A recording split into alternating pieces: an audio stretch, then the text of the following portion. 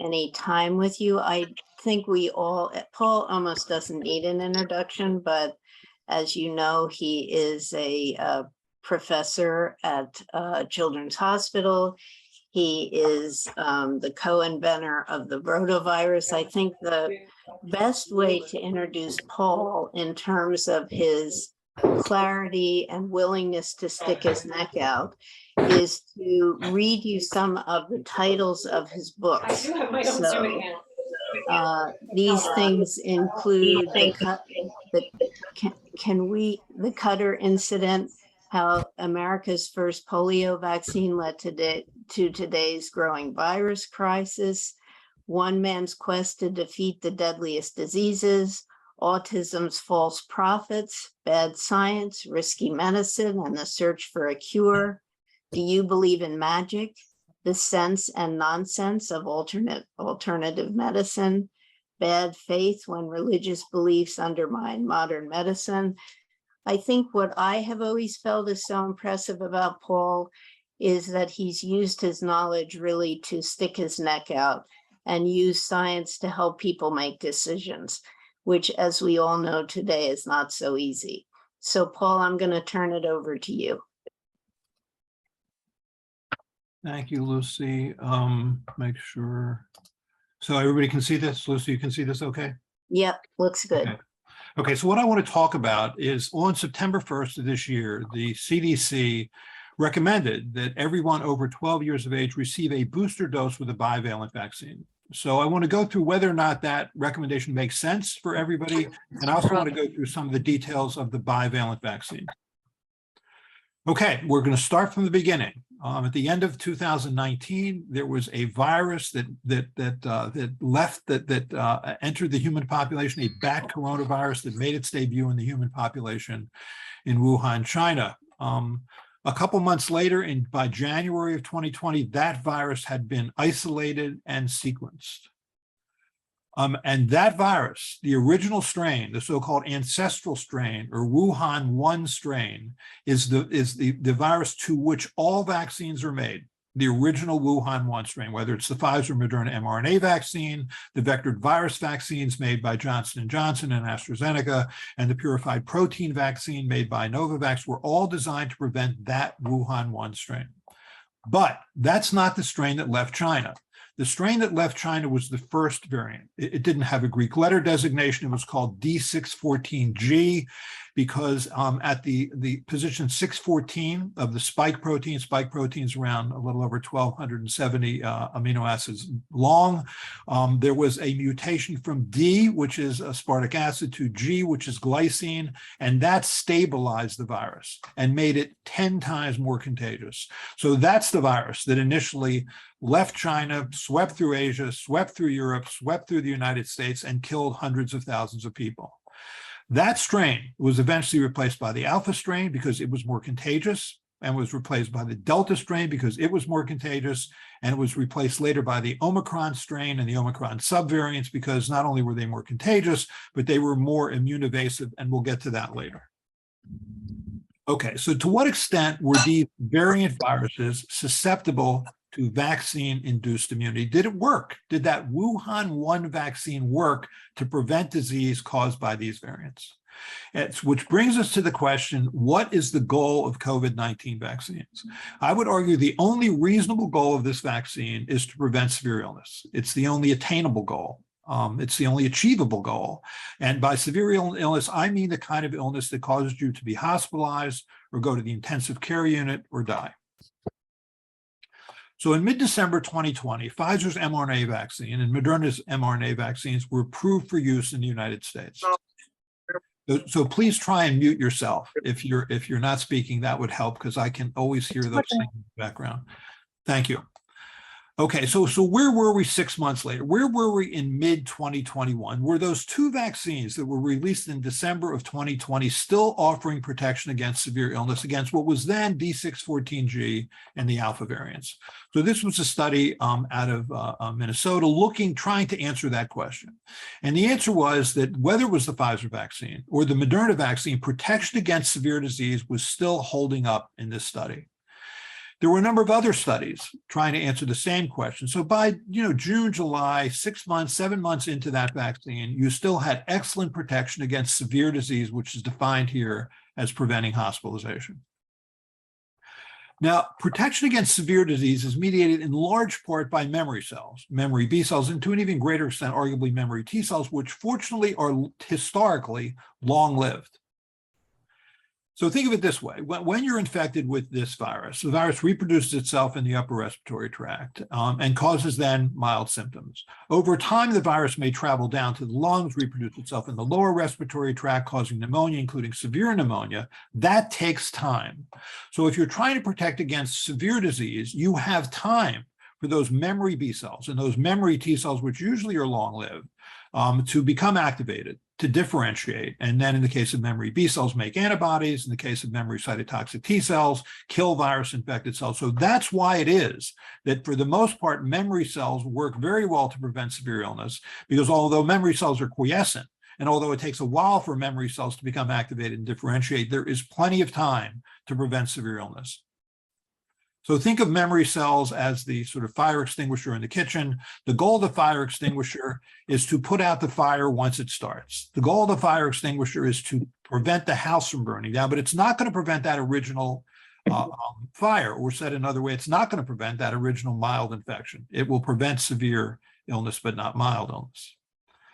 Now, the immunological studies that were done now, 6 months or so into this vaccine, supported those epidemiological observations of protection against severe disease. This was a study out of John Weary's lab here at the University of Pennsylvania. And what John found was that if you look 6 months later, there still was excellent or fairly reasonably high frequencies of these memory T cells and memory B cells, which explained, I think, why it is that you still were seeing protection against severe illness.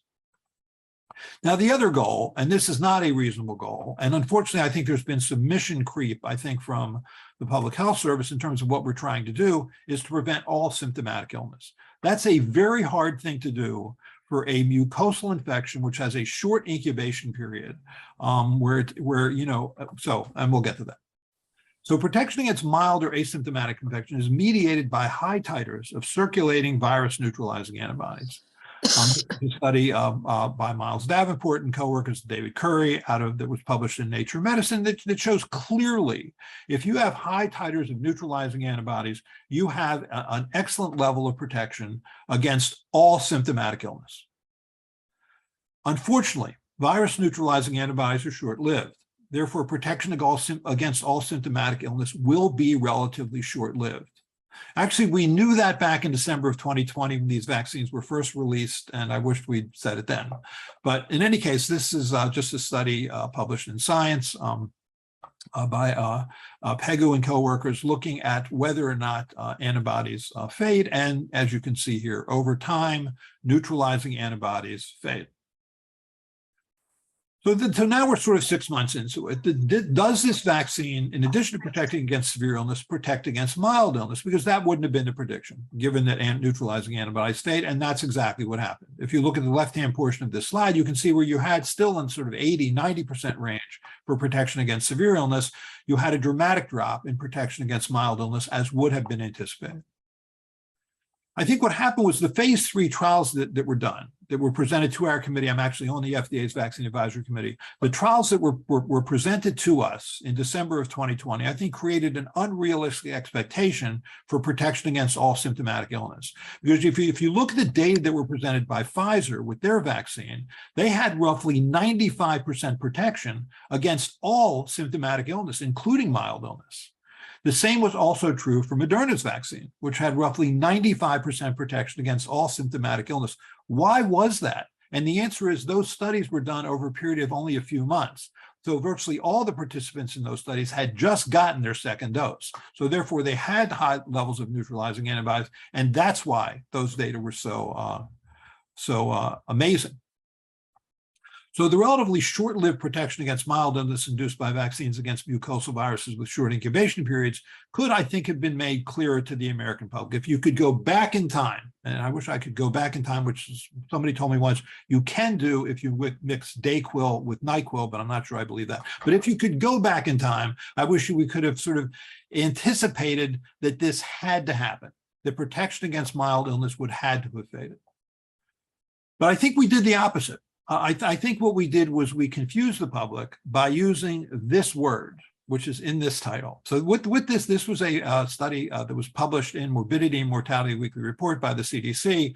And what they were looking at was an outbreak of COVID among a group of men, thousands of men who had gathered together in Provincetown, Massachusetts to celebrate the July 4th holiday. So you're about 6-7 months into the availability of a vaccine. And what they found was there was an outbreak. 346 men, despite being vaccinated, developed COVID. Now, 4 of those 346, or roughly 1.2%, were hospitalized. That's great. That is a vaccine working well. You have only a 1.2% incidence of severe disease in people who were vaccinated 6 months earlier. But the other 342 had mild or asymptomatic infection. Again, a win. That's what you want. You want to be protected against severe disease. But the CDC introduced this term, breakthrough illness. That term breakthrough implies failure. This wasn't a failure. This is exactly what you would hope to have for this kind of virus.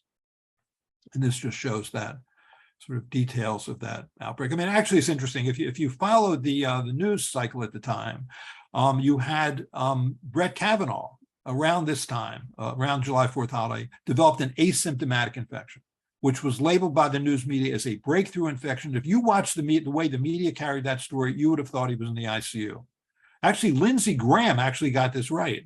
I should never talk about politics, but I should say this, just Lindsey Graham got this right. Lindsey Graham said when he had a mild illness after being vaccinated with COVID vaccines, he said, and I quote, and he had sort of sinusitis, upper respiratory tract symptoms. He said, quote, "This would have been much worse if I hadn't been vaccinated." That's right. Okay, so now we're sort of in mid-2021. And on August 18th, President Biden announced that as of the week of September 20th, 2021, booster doses would be made available for everyone over 16 years of age. So why did he say that? Where was this coming from? Why did we now feel we needed another dose of this vaccine, which appeared to continue to be working well in terms of the only reasonable thing you could expect from the vaccine, which is protection against severe illness? So this is him making that statement. And at the time that he made that statement, the COVID task force also presented a series of slides, which were shown here. So they showed that vaccine effectiveness against all symptomatic infection had decreased over time in a series of studies. They showed, however, that vaccine effectiveness against hospitalizations remained high, and made these conclusions. Vaccine effectiveness against infection, symptomatic and asymptomatic, is decreasing over time. Vaccine effectiveness against severe disease, hospitalization, and death remains relatively high. Vaccine effectiveness is decreased for the Delta variant. But their final statement was this: anticipating further waning immunity and the ongoing Delta surge, we are preparing for a booster vaccine. So this came then because the Biden administration had wanted to launch this during the week of September 20th. This came to the FDA's Vaccine Advisory Committee on September 17th, which was a few days before the Biden administration wanted to launch this program. And although we agreed that it was reasonable to distribute this as a third dose for those over 65, we did not feel that the data supported the evidence supported the notion that everyone over 16 should get a third dose. So the committee voted pretty much universally or uniformly no on the question of that booster dose. It was a rebuff in many ways of the Biden administration's desire at that point. Okay, so now a year goes by, right? The vaccine comes out in December 2020. Now we're talking about December 2021. Where are we in terms of protection against D614G, Alpha, and Delta? Because Omicron hasn't quite come in. Omicron comes in December, so Omicron comes in at the end of last year. So this was a study that was done by Mark Tenford that was published in Clinical Infectious Diseases out of the CDC, trying to answer the question, did protection against severe disease continue to hold up 1 year later? And what he found was that it did.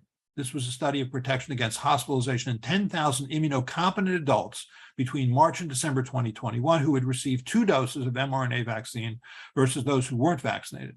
The median age of people in this study was 60.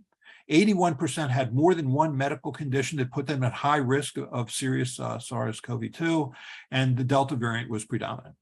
What they found was that overall, the protection against severe illness was 90% at 3 months and 82% at 9 months. For Pfizer, it was 88% at 3 months and 79% at 9 months. For Moderna, it was 93% at 3 months and 87% at 9 months.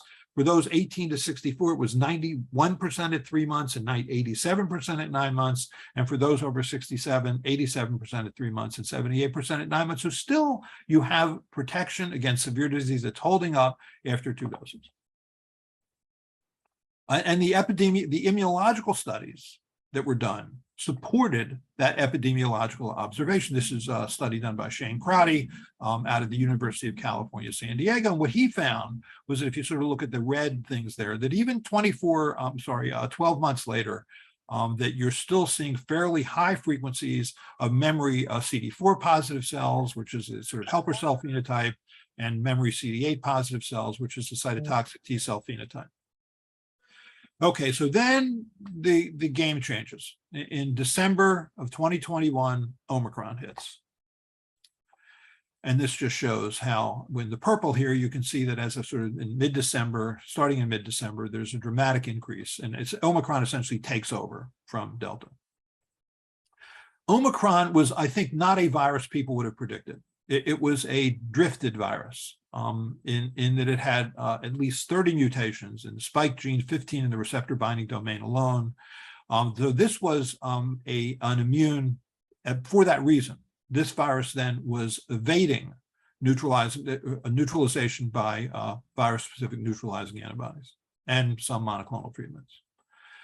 And this is just out of David Ho's lab, just making the point early on that there was a striking antibody evasion, neutralizing antibody evasion by the Omicron variant.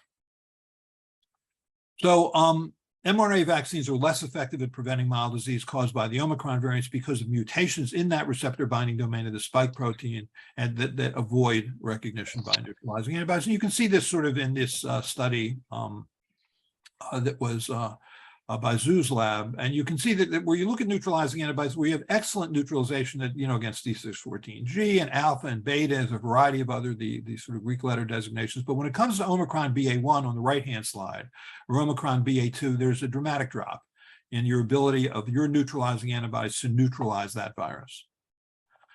However, in otherwise healthy people, mRNA vaccines were still highly effective at preventing severe disease caused by the Omicron variants. This was a study out of South Africa where apparently Omicron had first arisen. That was reported in the New England Journal of Medicine. And you can see there you still had pretty decent protection against severe disease if you had been even just received 2 doses of the vaccine. Nonetheless, we had the birth of the first booster dose. And so the CDC did studies showing that for those people who got a 3rd dose, they were much less likely to be hospitalized than those who had received only 2 doses. Similarly, when they did a study later looking at whether a 2nd booster dose or a 4th dose was also decreased your risk of hospitalization, they found that it did to a lesser extent. But if you look at sort of the bottom right-hand portion, people vaccinated with 1 booster dose had 4 times the risk of dying from COVID-19 compared to those who had 2 booster doses. So clearly, in the Omicron era and the Omicron subvariant era, a 3rd or 4th dose was a benefit. But the critical question is, who benefited? Who benefited from that 3rd dose, or who benefited from the 4th dose? Was it everybody? And the answer is no. I mean, according to this study that was published by the CDC in Clinical Infectious Diseases, what they found was the people who benefited basically fell into 3 groups. One were older Americans. I have trouble saying the word elderly as I get older, but the good news is, as Rochelle Walensky actually said it best, she said the group that really benefits, and this is CDC's data, are what she defines as the elderly, God bless her, because those are people over 75 years of age. So I'm not quite there yet. So these were long-term care facility residents, as well as those who had sort of underlying medical conditions like out-of-control type 1 diabetes or chronic lung disease, chronic heart disease, chronic kidney disease, because for them, even a mild infection could land them in the hospital. And then the third group that benefited were those who were immune suppressed. So it wasn't everybody. It was really those three groups who most benefited. So in other words, healthy people, mRNA vaccines containing the ancestral strain remained highly effective at preventing severe disease caused by the Omicron variants for two reasons. One, we said this already, T cells are important mediators of protection against severe illness, and memory T cells are long-lived. And this just is, again, a paper out by John Weary's lab. And he has a series of figures here that I think are instructive. Dan Bruick was a co-author out of Harvard, is a co-author on this paper. So if you have high titers of neutralizing antibodies, you are generally well protected from infection, including mild infection. If you have low titers of neutralizing antibodies, and you will 6 months later, but high frequencies of memory T cells, you are generally protected from severe disease. If you have neither antibodies nor memory T cells, then you are at risk of viral dissemination and spread to the lower respiratory tract and severe disease. Now, studies in non-human primates also support the importance of cytotoxic T cells in protection against severe disease. This was a study out of Dan Bruick's lab looking at sort of elimination studies in non-human primates, specifically rhesus macaques, that CD8 cells clearly contributed to protection against SARS-CoV-2.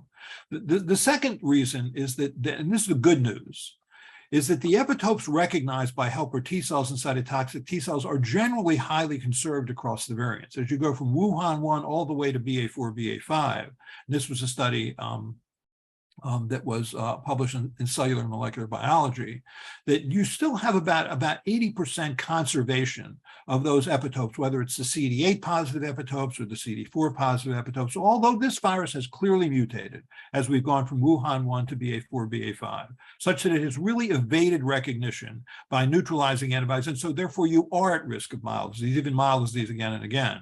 You really don't appear to be, to date, at risk of severe disease unless you fall into those high-risk groups, in which then a booster dose does appear to clearly be of value. So here's how I would summarize booster dosing. What you need to know, and hopefully the CDC epidemiologists can provide this information in concert with immunologists at academic centers, how long does vaccine-induced protection against severe disease last for otherwise healthy people? The best strategy might be for a yearly vaccine for those groups at highest risk, those three groups that I just mentioned. But I think we should consider, do we need to continue to vaccinate those who are not at high risk? I think constantly boosting to prevent mild illness by increasing neutralizing antibodies is just not a sustainable public health strategy. A more reasonable strategy would be to determine the best way to increase these frequencies and longevity, arguably, of T cell responses.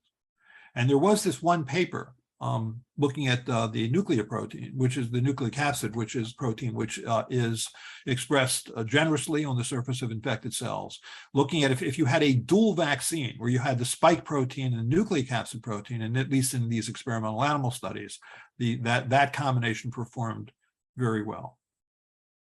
Okay, so now we go to where we are now with the bivalent vaccine.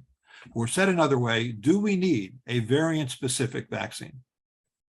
So what's happened with Omicron is that Omicron BA1 has now pretty much been replaced by BA4, BA5. And so the thinking now by the Public Health Service, the FDA, the CDC is, well, then let's give a vaccine that's specific for BA4, BA5. Let's not give a vaccine, the Wuhan 1 vaccine, because that's really not going to help us regarding BA4, BA5, and certainly won't regarding neutralizing antibodies. But so let's at least get neutralizing antibodies against BA4, BA5 for 3 to 6 months. And so the FDA Vaccine Advisory Committee then considered this on June 28th of this year. And so you should know that the hill that you have to climb to prove that a bivalent vaccine is better, and by bivalent vaccine, I mean a vaccine that contains two mRNAs. One is the mRNA against the ancestral strain, and the other is the mRNA against, in this case, BA4, BA5, although those are not the data we were presented.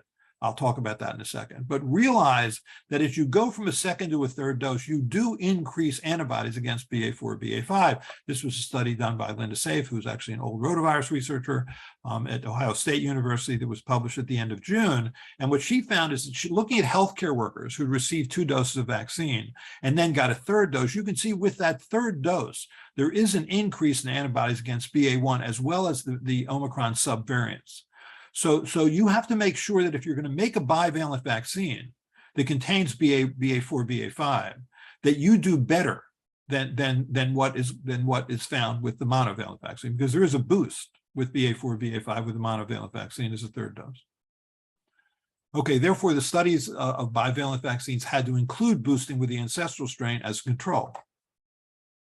Okay, so let's go through Moderna's vaccine first. So if you look at the bottom portion of this slide, Moderna then's bivalent vaccine consisted of 25 micrograms of the ancestral strain plus 25 micrograms of the Omicron, the bivalent, the Omicron variant, which was BA1. It wasn't BA4, BA5, it was BA1. And remember, the boost for the ancestral strain only is 50 micrograms. What they found was that they had roughly a 1.75-fold increase in neutralizing antibodies against BA1 if you got the bivalent vaccine than if you got the monovalent vaccine. Pfizer did a similar study, but not exactly the same.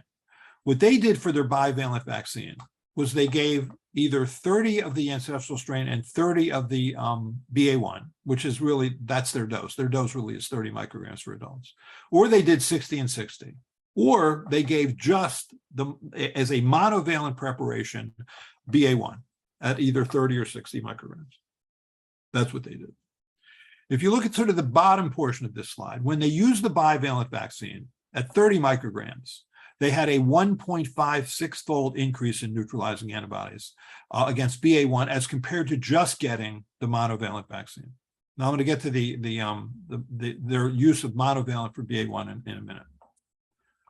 So does this evidence support the use of a bivalent mRNA vaccine that includes BA4, BA5? Remember, the FDA Vaccine Advisory Committee was not presented data on this. There were no human data on this. The only data we had was for BA1, and the assumption was that what we were seeing for BA1 would carry over for BA4, BA5. So here's what sort of some issues I would raise as to whether or not we really know enough to say that the bivalent vaccine is better, because that's what we're saying. I mean, that's what the Public Health Service is basically saying. This is a better vaccine. This is a vaccine that is directed against BA4, BA5, which is the circulating strain. Therefore, it has to be a better vaccine. And it certainly makes theoretical sense, but again, where are the data that support that? So I would argue that a 1.5 to 1.75-fold increase in neutralizing antibodies against Omicron is unlikely to be clinically significant. I base that back to the data that were presented back in December 2020. If you look at Pfizer and Moderna's vaccine data that were presented back in December 2020 as a 2-dose vaccine, there was roughly a 2-fold neutralizing antibody difference, meaning Moderna induced antibodies roughly 2-fold greater than did Pfizer.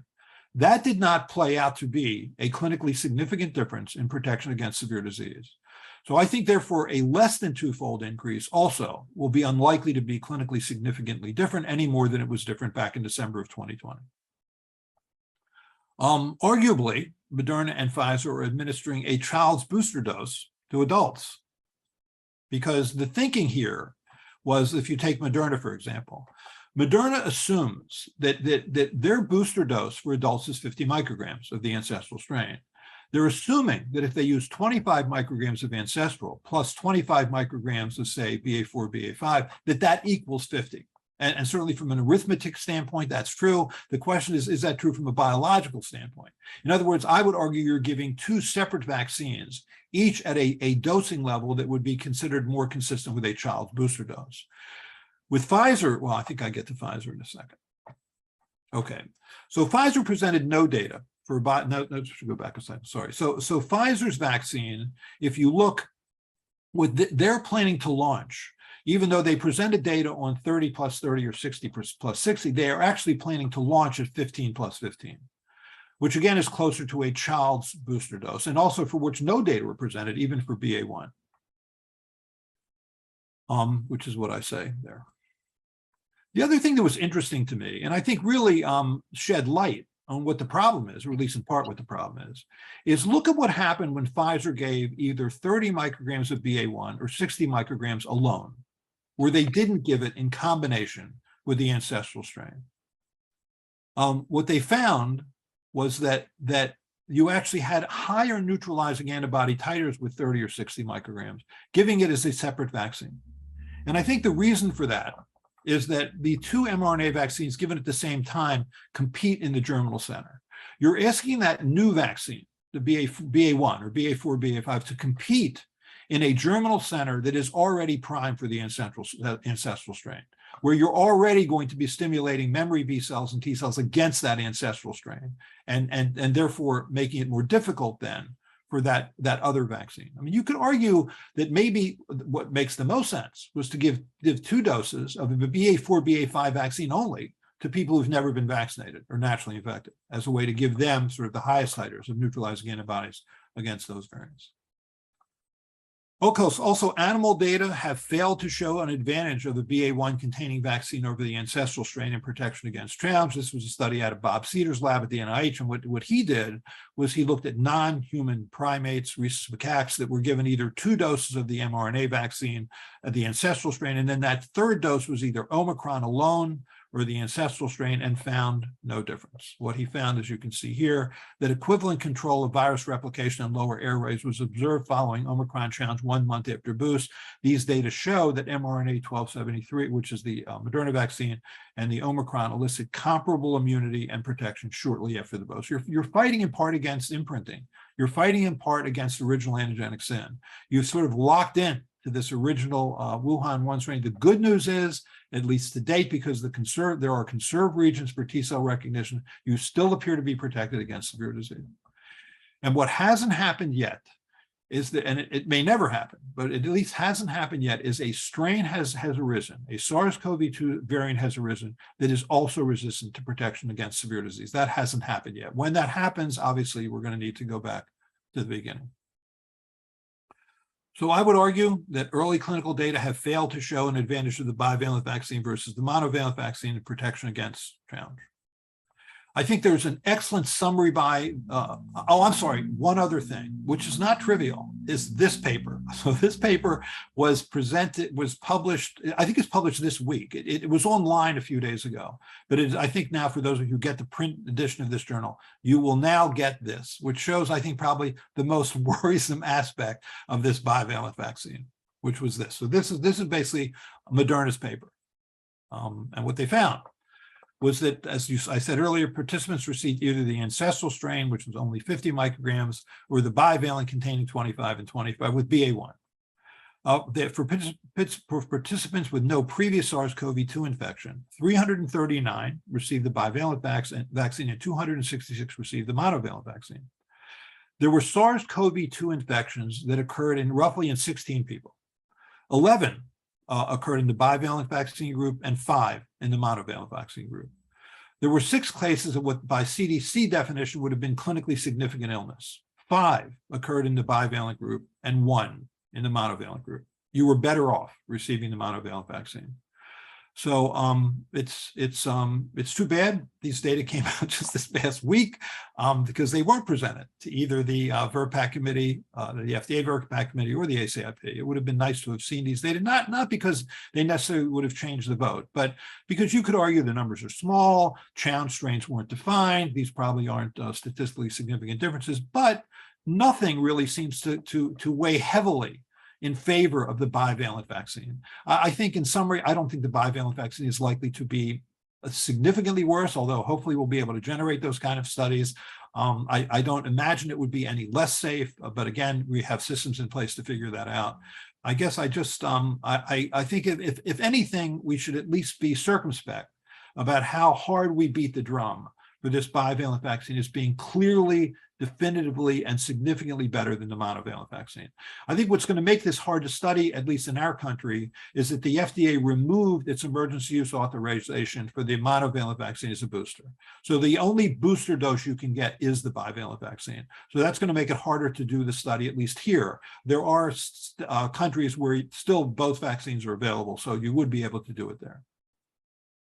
Okay, I'm going to conclude with this slide just to say that Dan Brook wrote a wonderful piece, actually, that was just published recently, I think in the mid-August edition of the New England Journal of Medicine, that summarizes a lot of what I just said. So if you want a place where this is all written down, this is the article that I would recommend. Okay, so I'll stop right there, and thank you for your attention. Peter Kronholm, can you ask your questions? Only if I can remember them. So the first question was in the data around risk categorization. I was surprised that obesity was not identified on that list. And I'm just curious how you think about obesity controlling for all other comorbidities as an independent risk factor for hospitalization and death. I think that's a perfectly reasonable question. And I think, frankly, in retrospect, I should have that on the slide. It wasn't on the CDC's list. But if you look, certainly in terms of the epidemiology, it reasonably could be. And there was just a paper that just came out in the past week looking at sort of the ability of this virus to reproduce itself in adipocytes, as well as induce inflammation in adipocytes, which is kind of trying to provide at least a biological basis for why it is that you would see that. So I do think if I give this talk again, I'm going to mention obesity because I think you're absolutely right. Great. And two other quickies. If you started today and you had two people, one had the primary series and boosting, and they had the same comorbidities, what is the difference between that person and a matched person in comorbidities who's had the Omicron infection in terms of risk?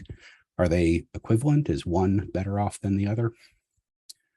I think a healthy young person, by young defined as less than 65, who doesn't have the sort of either obesity or the risk factors that we mentioned, who's received 3 doses, is likely to be protected against severe disease for a while. I mean, we'll find out how long. I think a healthy young person who's less than 65, who's received, say, 2 or 3 doses that has also been naturally infected, is probably even better off. But I wouldn't distinguish them in terms of whether I would recommend a booster dose. My feeling about booster doses really is, I mean, if a mother of a 12-year-old came into the office and said, do you think that I would like to get this vaccine? I would, sure, I'm fine. I think that's fine. I think it's low risk, low reward. I do want to offer one caveat here, though. There was a study that was done in Thailand that Pfizer was actually asked to do a couple of years ago that finally they did. I'm not sure why they did it in Thailand, but if you want, I can send you that study or at least provide it on the chat or something. And what they did was they took 300 students between 13 and 18 years of age and gave them 2 doses of Pfizer's mRNA vaccine. Before they got the second dose, they took blood, and they took blood again at 3, 7, and 14 days later. And then they tested to see whether there was an increase in cardiac enzymes, specifically troponin and creatine kinase. And they found that in 2.5% that there was an increase. So 1 out of every 45 of those students, and they were all male, had an increase, a transient increase in heart muscle enzymes. Now, you know from the studies done in 2020 that there is molecular mimicry between the SARS-CoV-2 spike protein and the heavy chain of alpha-myosin on cardiac cells. We also know from studies that were done in JAMA, this was a while ago, that if you look at everybody who's been infected with SARS-CoV-2, independent of whether they have cardiac symptoms, that again, about 2.5%, this is remarkably similar actually, about 1 in 45 will have elevations of heart muscle enzymes. So you do make a transient immune response against your heart. Now, all those students got better. It was a short-lived, transient, self-resolving phenomenon, but you do make a transient immune response against your heart muscle. I mean, I'd like to believe that that's the end of it, that you're not going to see anything down the line, but you might. And so I just think, it's just true in any biological. Anytime you inject a biological that has a positive effect, it can have a negative effect, and this is certainly a known negative effect of this vaccine. Thank you, Paul. Nala. Are you still on? Okay. Yes, I am. Liz, Sorry. Just make sure you're unmuted. My finger was not matching the buttons for some reason today. Hi, thank you, Dr. Offit, as always, super, super helpful. I'm just going back to the chat, but essentially my questions, so do you think these boosters have any effect on mitigating the possibility of long COVID, especially if you've got like a kid who gets infected and does develop is there any protection?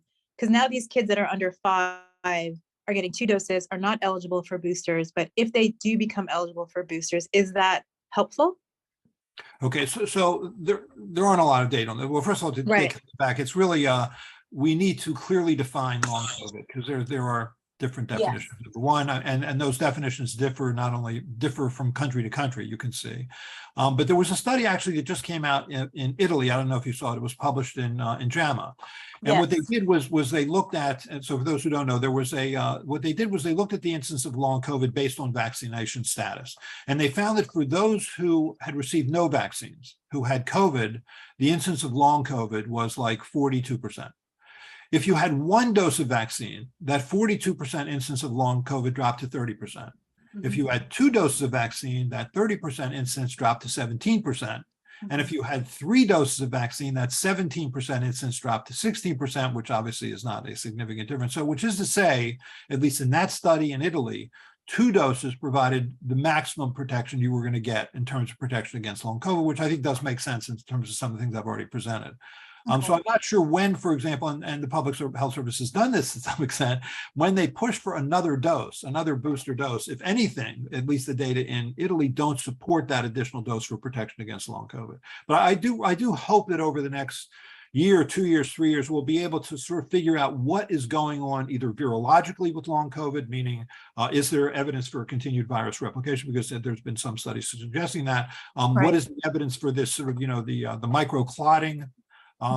Because in the first case, antivirals may be a benefit. In the second case, where you have microclotting, that blood thinners may be a benefit. And then the third, and this is at Icahn School of Medicine in New York, they have this sort of criteria for, I guess, dysregulation or this sort of hyperinflammatory response, which is seen, in which case immune modulators may be of value. But I think we need to sort of sort out the pathogenesis before we can make sense of treatment, because this is going to be, I think long COVID is going to be with us for a long time. It'll be a major hit to the health system. Yeah, and my second question that I had posted, which I think you kind of answered, is so I'm a healthcare worker. I've received 2 doses. I received a booster dose, and now there's this bivalent. It doesn't sound like it's something super pressing in the healthcare system, but part of why I was asking is because of this anticipated surge, because of this new sub-Omicron variant that is at least reported to be more contagious, but may cause milder disease. I agree wholeheartedly that in terms of the goal of vaccination to prevent death and severe disease, we're kind of there, and it is not particularly helpful from a public health perspective to just keep boosting. But from a healthcare worker perspective and anticipating a fall surge, do you think there is any utility in getting the bivalent vaccine? I think what the bivalent vaccine will provide is several months of protection against mild disease. I think we're going to learn a lot this winter. Okay. I do, in terms of how best to move forward, because I can't imagine this winter will be nearly as bad as the previous 2 winters. I mean, we have arguably 95% population immunity at this point in terms of people who've been vaccinated or naturally infected or both. And so I think there will be a surge in cases. I know this is going to sound heretical, but I just think, I wish in some ways we'd stop looking at cases, because this is a short incubation period mucosal infection. I guess my bias, we all have our biases based on our experience. I mean, I was fortunate enough to be part of a team that created the bovine human reassortant rotavirus vaccine, Rotatek. So that vaccine came onto the market in 2006. So it's been on the market for about 16 years. You have high immunization rates in children with that vaccine, in the 90 to 95% range. Yeah. And before that vaccine, there were 75,000 hospitalizations a year and about 20 to 60 deaths a year. That's pretty much been eliminated by that vaccine. But that virus still circulates in the community. That virus still causes mild disease in the community. We're never going to be able to prevent that. And so when we talk about, and thank God we don't do PCR cases for rotavirus and call them breakthroughs, but because I think, that vaccine works well to do what it has to do, which is prevent hospitalization. And when you look at, and we scare ourselves to death with cases, but I really wish we would focus on hospitalizations, And we do need better statistics. I can tell you at Children's Hospital of Philadelphia, we screen everybody who comes into the hospital is screened to see whether they had COVID. So at peak times, we'd have 25%, 30% of the kids who were getting admitted, had COVID, but not all of them were being admitted for COVID. I mean, initially they were, but that's really much, much less true now. Now we have about 3% of kids who come in who are positive, and virtually none of them are being admitted to treat them for COVID. So if you look at studies, and there was one recently done in California where they looked at they tried to separate out people, for example, who required oxygen, a supplemental oxygen, as a reason to try and figure out who was getting admitted with it or for it. And you drop those numbers fairly substantially. So this is one of the problems of not having a national health system. I think it's hard for us to get those kinds of data. I feel badly for Dr. Walensky trying to get those kinds of data, but those are the kinds of data you need. Yeah, thank you. Liz. Oh, can I just ask that last slide for that was my last question. That New England Journal paper that you had referenced, it was your second to last slide. If we could just get that either screenshotted or referenced again, that would be great. Well, I can put it up again for the minute anyway, I can at least do that. Thank you. There. Awesome, thanks. Sure. And Liz Heller. Hi, thanks for a great talk as always. Sort of related to what data we do have on long COVID, not related to vaccine status, but rather related to how hospitalization predicts long COVID versus positive patients that hadn't been hospitalized.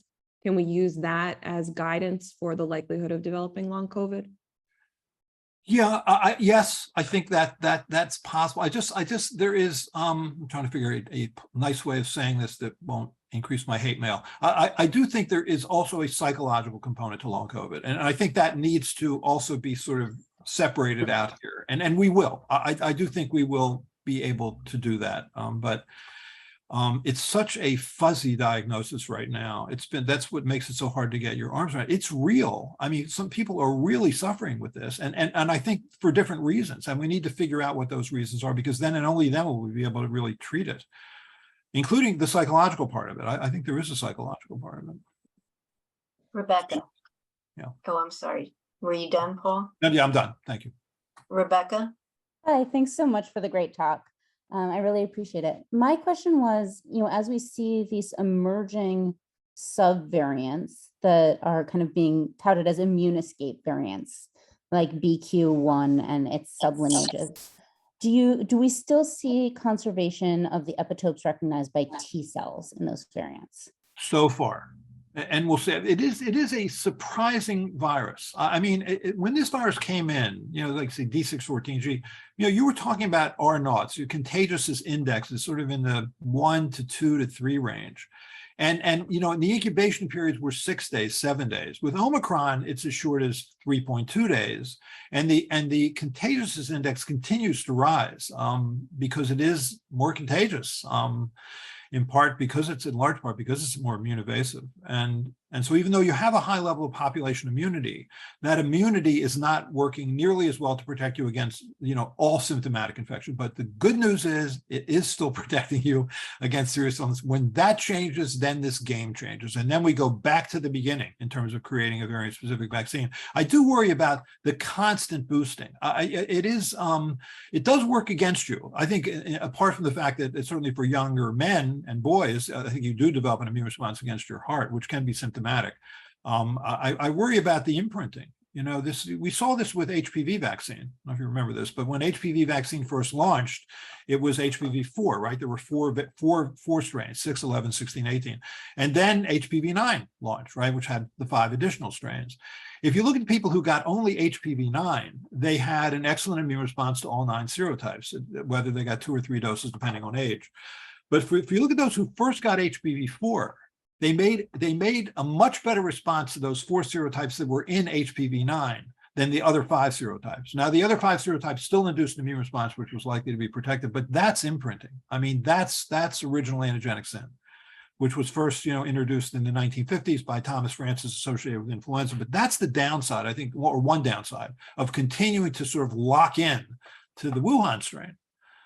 But again, I think we'll learn as we go forward. I'm going to predict that you should never make a prediction about this virus ever, because you're always wrong. But I'm going to do it anyway. I would be really surprised if there was a strain that evolved that was resistant to to protection against severe disease, meaning that those conserved epitopes on T cells had drifted far enough away. Remember, rotavirus, and the reason I'm so down on the notion that we can protect against mild disease of transmission, rotavirus does not mutate. I mean, so you don't have that going for it. And I think, and so the way I feel about SARS-CoV-2 is even if 100% of the world were vaccinated, and the virus never mutated beyond where it is now, it would still spread. Dr. Meadows. You're on mute. You're muted, Audrey.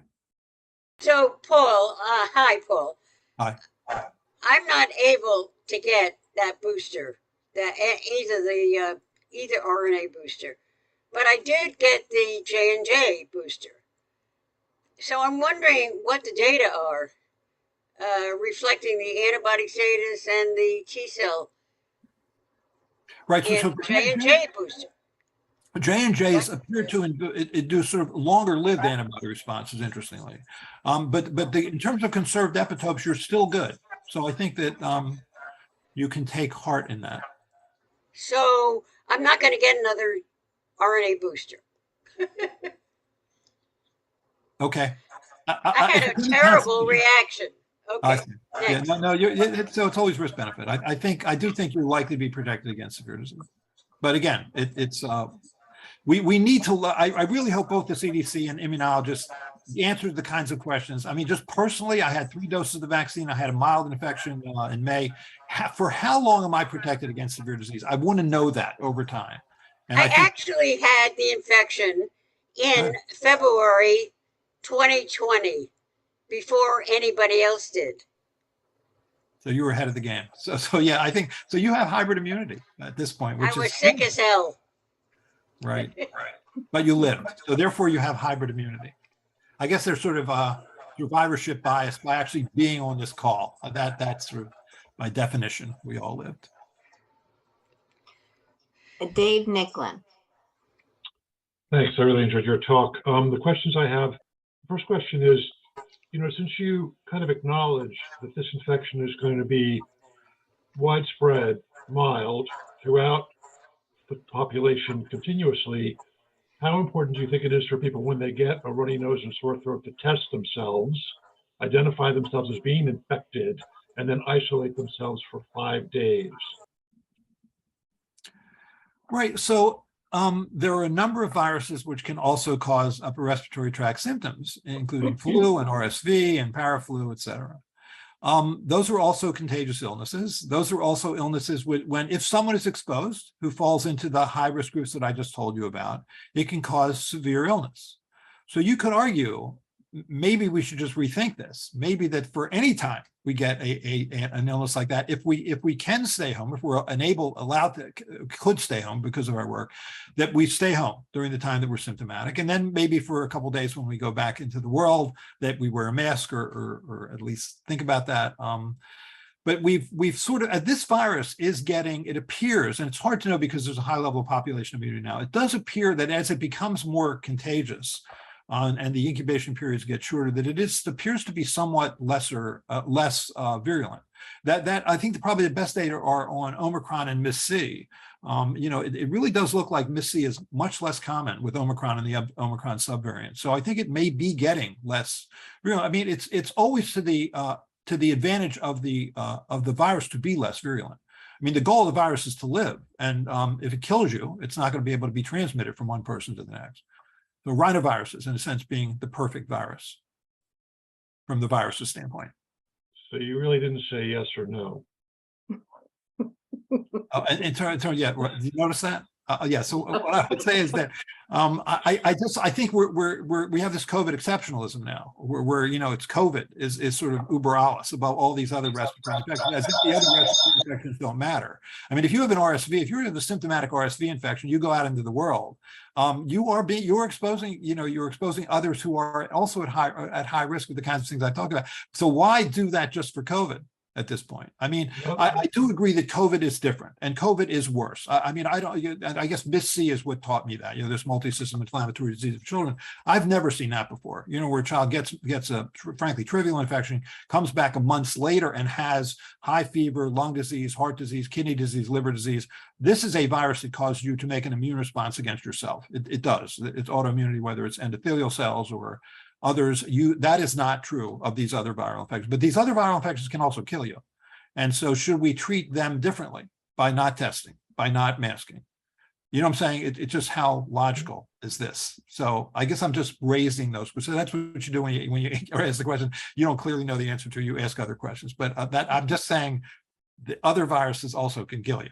I mean, flu, every year, 2 years before this virus came into the country, influenza caused 800,000 hospitalizations and 60,000 deaths. I mean, could we have lessened that? Sure. I mean, look what happened in 2020 when we masked, social distance, tested, isolated, shut down schools, shut down businesses, restricted travel. We eliminated respiratory viruses from this country. I mean, we didn't see flu. We didn't see RSV. It was amazing, which tells you how much worse I think COVID would have been had we not done that. We obviously can't do that. But it should make us think. If you go to certain countries like Japan, Korea, people wear masks during the winter. Well, but it sounds from what you said, as a healthcare worker, if I don't get boosted, I can expect to get mild disease this winter, which, will be no big deal, except that after I diagnose myself, I have to call out of work for 5 days. That's a pretty big deal.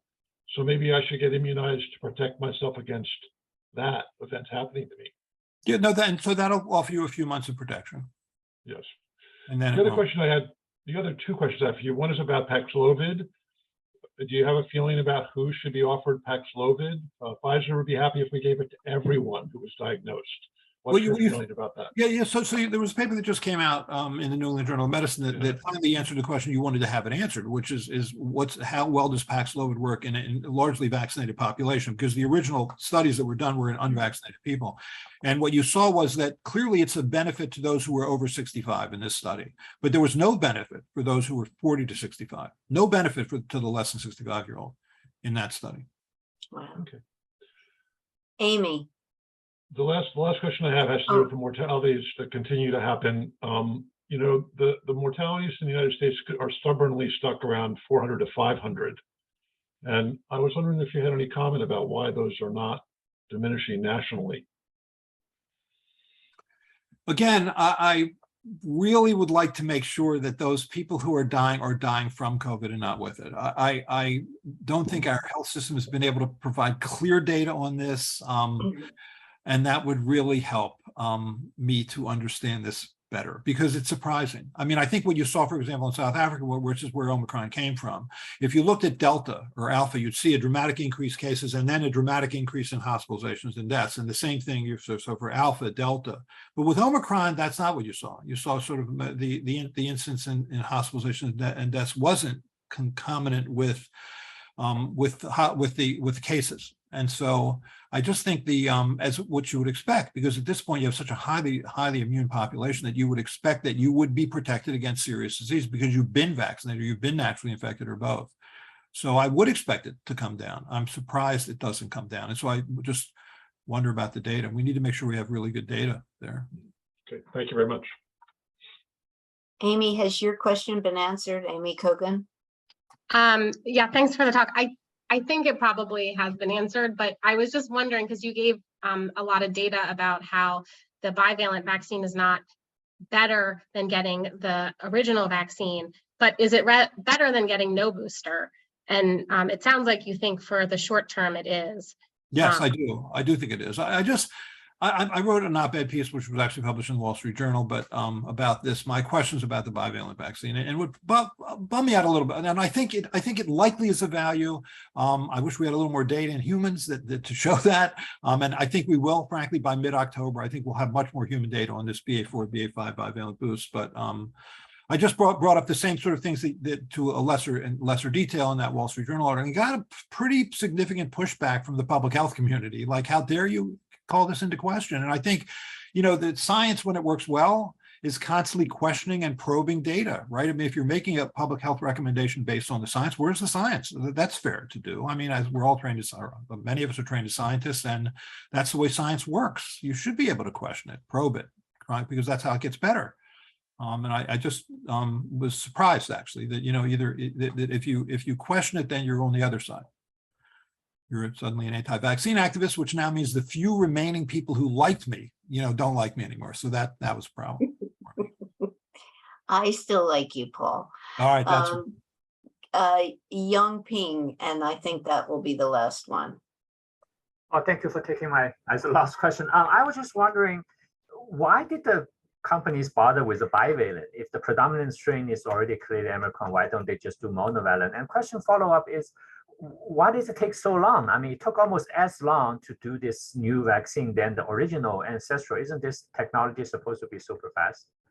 Well, so the technology is faster. I mean, which is to say that so when you make a flu vaccine, the FDA Vaccine Advisory Committee meets in March, picks strains for a 6-month production cycle, comes out in September. This is probably closer to a 3-month production cycle. When Pfizer and Moderna both did their vaccines, they actually did as BA1 because they started working on it February, March when BA1 was predominant. And then they did studies with several hundred people in each group that showed you the data that I just showed you. Now they're just assuming that they can say whatever happened with BA1 will happen with BA4, BA5. But you're right. Why not give it as a monovalent BA4, BA5 vaccine? It's a perfectly reasonable question. Why not? I agree. The other thing that bothers me a little bit in this is I feel like the companies are calling the shots, so to speak. I mean, the companies are saying, this is the vaccine that we're going to give you. We're doing studies showing that we have now COVID vaccine that be given at the same time as the flu vaccine, thus saying that you need a yearly yearly COVID vaccine in the same manner you need a yearly flu vaccine. And I'm not sure that's true. And then, they'll say, okay, we're going to make this bivalent vaccine, and then they offer it to you. And in a better world, I would think that the NIH and CDC would be doing the kinds of studies that say, this is the kind of vaccine we need. You could make that argument for the nucleocapsid vaccine, which is this induces excellent broad responses against T cells, and that gives you longer lasting immunity. Maybe that's the vaccine that we need, but I just wish this wasn't all coming from the companies. I feel like the companies in many ways are acting like public health agencies. Thank you. So if I can just add, it's not a question, it's just a plug for my own lab here. The cell gene therapy lab at CHOP has a multi-institutional protocol open for treating SARS-CoV-2 with adoptive transfer of T cell immunity. It's not very suitable for the pediatric population, but if any of my adult colleagues have any interest, welcome to reach out to me. That's interesting. Thank you. Paul, thank you very much. You're getting lots of kudos in the chat, and Focus really appreciates you doing this kind of yearly update for us, because I think there's so much to wade through and to understand. So thank you, thank you, thank you. Bravo. Thank you. My pleasure. Thanks.